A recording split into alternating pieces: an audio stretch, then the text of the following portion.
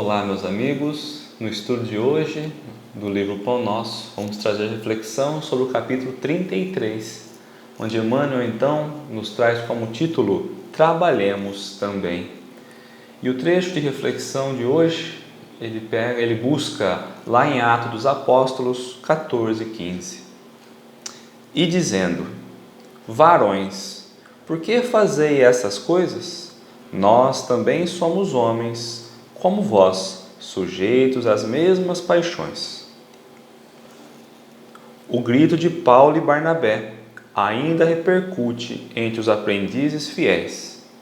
A família cristã, muita vez, ha desejado perpetuar a ilusão dos habitantes de Listra. Os missionários da revelação não possuem privilégios ante o espírito de testemunho pessoal no serviço. As realizações que poderíamos apontar por graça ou prerrogativa especial nada mais exprimem senão o profundo esforço deles mesmos. Então aqui, Emmanuel nos traz uma reflexão lá de Atos, onde Paulo havia curado um paralítico de nascença, lá em Listra, uma cidade da Turquia, e todo mundo passou a então idolatrar Paulo.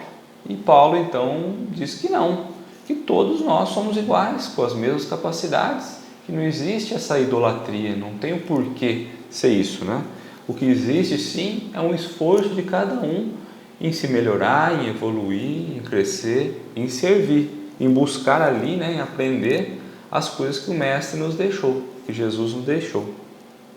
O Cristo não fundou com a sua doutrina um sistema de deuses e devotos, separados entre si.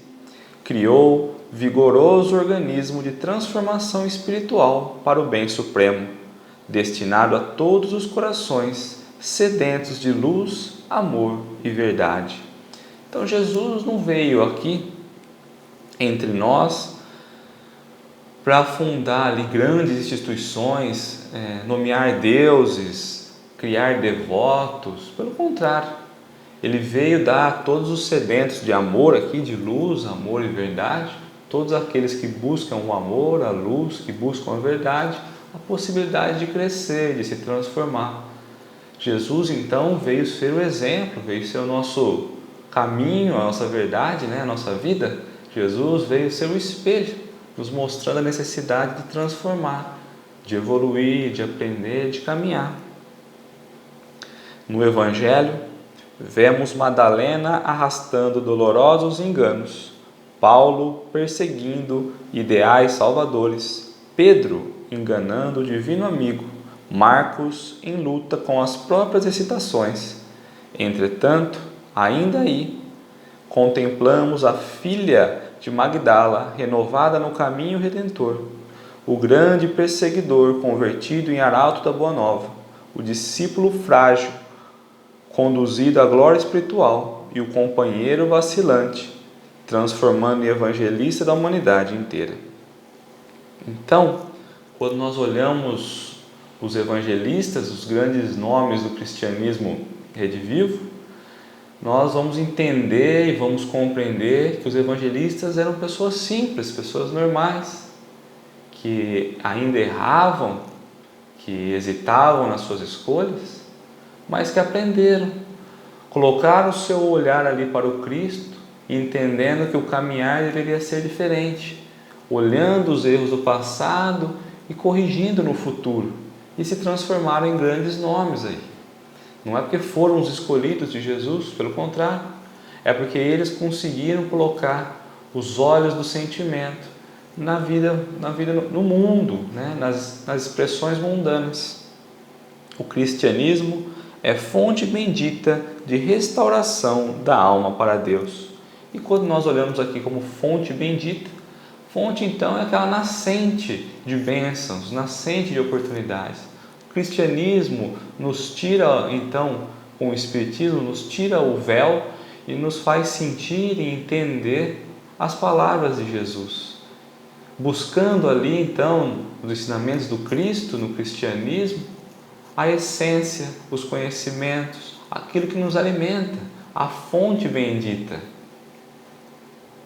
O mal de muitos aprendizes procede da idolatria a que se entregam, em derredor dos valiosos expoentes da fé viva, que aceitam no sacrifício a verdadeira fórmula de elevação, imaginando-nos em tronos de fantasia e rojam-se-lhes aos pés, sentindo-se confundidos, inaptos e miseráveis, esquecendo que o Pai procede a todos os filhos as energias necessárias à vitória.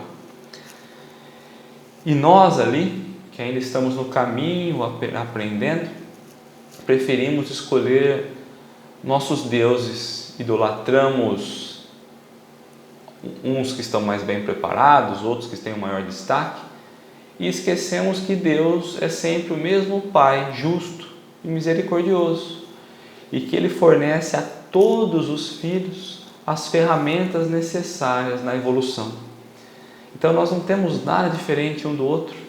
O que nos difere é a vontade de tentar acertar, de tentar caminhar, de olhar para as oportunidades, para as ferramentas que Deus tem nos dado.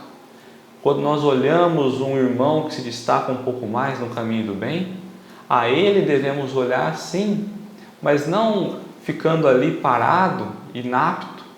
Devemos olhar as nossas ferramentas, as nossas oportunidades e olhar como eu consigo caminhar junto com esse irmão. Como eu consigo fazer Jesus agir pela minha vida, pelas minhas atitudes.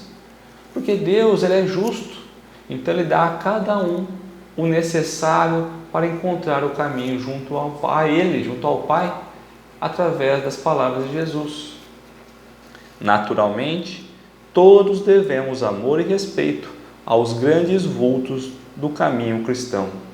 Todavia, por isso mesmo, não podemos olvidar que Paulo e Pedro, como tantos outros, saíram das fraquezas humanas para os dons celestiais e que o planeta terreno é uma escola de iluminação, poder e triunfo, sempre que buscamos entender-lhe a grandiosa missão. Então nós precisamos, lógico, ter respeito e admirar esses grandes nomes que fizeram parte do cristianismo lá de trás, que trouxeram as palavras de Jesus até o dia de hoje. Nós precisamos respeitar, precisamos estudar, compreender, mas por que nós devemos olhar para eles? Para nos espelhar. O que eles fizeram? O que eles erraram? O que eles mudaram dentro desse trajeto? O que eles mudaram em todo esse tempo? Como eles conseguiram então viver o amor de Jesus, compreender as palavras do Cristo? Eles vão nos servir então como base, como referência, a fim de que possamos começar a mudar a nossa rota. E quando olhamos então o porquê estamos aqui encarnados no planeta Terra, diante de tantos desejos, tantas fraquezas, é porque a Terra se apresenta como um planeta transitório, onde nós vamos aprender, experimentar, e nós só vamos nos sentir felizes quando olharmos para a Terra como o local das oportunidades de crescimento, entendendo então a grandiosa missão que a Terra nos traz, despertando as nossas pequeninas missões que nos colocam no caminho ali, no caminhar junto ao grande divino mestre, né? Divino pela sua ligação junto ao Pai.